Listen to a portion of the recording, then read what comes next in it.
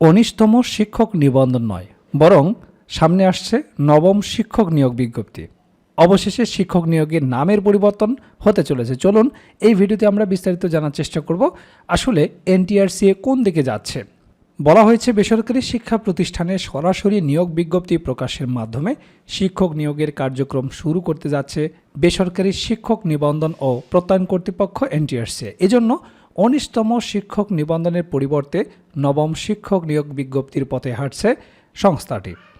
এনটিআরসির একটি সূত্র জানিয়েছে নিবন্ধন শব্দ থেকে বের হয়ে আসতে যাচ্ছে সংস্থাটি। এজন্য ১৯তম শিক্ষক নিবন্ধনের জায়গায় নবম শিক্ষক নিয়োগ বিজ্ঞপ্তি প্রকাশের বিষয়ে আলোচনা চলছে। শিক্ষা প্রতিষ্ঠানে শূন্য পদের তালিকা সংগ্রহের পর এনটিআরসি এর বোর্ড সভায় বিষয়টি চূড়ান্ত করা হবে।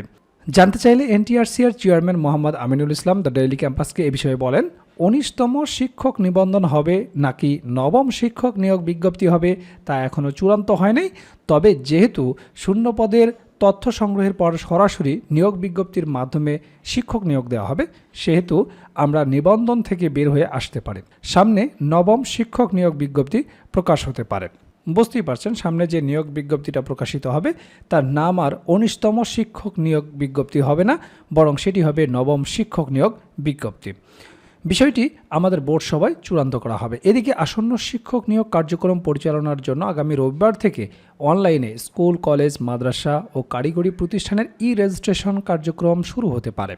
শিক্ষা প্রতিষ্ঠানের রেজিস্ট্রেশন কার্যক্রম ১৫ দিন চালু রাখার পরিকল্পনা করা হয়েছে। এনটিআরসির চেয়ারম্যান আমিনুল ইসলাম বলেন, আমাদের পরিকল্পনা হলো আগামী রবিবার থেকে রেজিস্ট্রেশন কার্যক্রম শুরু করার। আগামী বৃহস্পতিবার টেলিটকের সাথে আলোচনার পরই রেজিস্ট্রেশন সংক্রান্ত বিজ্ঞপ্তি প্রকাশ হতে পারে। রেজিস্ট্রেশনের জন্য শিক্ষা প্রতিষ্ঠানগুলোকে ১৫ দিন সময় দেওয়া হবে। এরপর আমরা অনলাইনে শূন্য পদের চাহিদা নেওয়া শুরু করব। অনলাইনে শূন্য পদের চাহিদা সংগ্রহ করার পরই আপনারা বুঝতে পারছেন নবম শিক্ষক নিয়োগ বিজ্ঞপ্তি প্রকাশিত হবে। আর যেসব পরিবর্তন আসছে ইতিমধ্যে আপনারা জেনে গিয়েছেন যে নতুন নিয়োগ বিজ্ঞপ্তিতে স্কুল, কলেজ, মাদ্রাসা ও কারিগরি ৩ বিভাগের জন্যই ২০০ নম্বরের পরীক্ষার প্রস্তাব করা হয়েছে। যদিও স্কুল, কলেজ ও কারিগরিতে ১০০ নম্বর সাবজেক্টিভ এবং ১০০ নম্বর জেনারেল, এবং মাদ্রাসার জন্য ১৪০ নম্বর সাবজেক্টিভ এবং ৬০ নম্বর জেনারেল করার প্রস্তাব করা হয়েছিল। তবে এভাবে বিভাজন করলে বৈষম্য তৈরি হতে পারে বলে মনে করছে শিক্ষা মন্ত্রণালয়। আর এজন্যই ৩ বিভাগের জন্য নম্বর প্যাটার্ন একই রাখার সিদ্ধান্ত করা হচ্ছে, অর্থাৎ ১০০ নম্বর থাকবে জেনারেল আর ১০০ নম্বর থাকবে বিষয়ভিত্তিক।